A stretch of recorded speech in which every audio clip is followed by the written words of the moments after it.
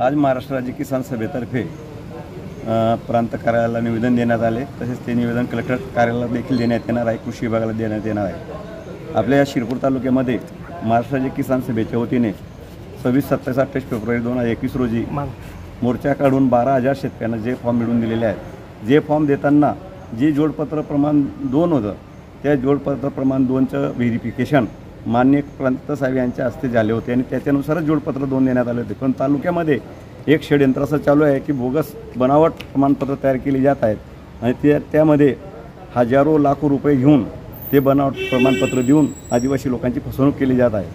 वास्तविक पाहता ते प्रमाणपत्राचं जर जोड प्रमाणपत्र बोगस असेल, बनावट असेल, तर त्याला जे फॉर्म मिळू शकत नाही। कारण की त्यावेळेला देखील या तालुक्यामध्ये बरेच बोगस बनावट जे फॉर्म जोडपत्र 2 देण्यात आलेले होते।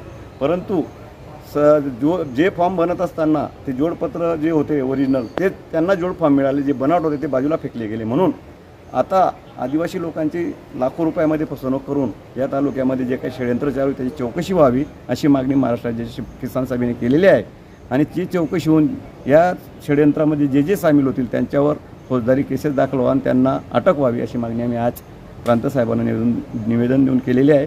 उद्या हे निवेदन माननीय कलेक्टर साहेबांना दिले जाणार आहे आणि कृषी विभागाला देखील आम्ही निवेदन देत आहोत। कारण की हे बनावट प्रमाणपत्रावर शासकीय योजनांचे लाभ देखील घेतले जात आहेत।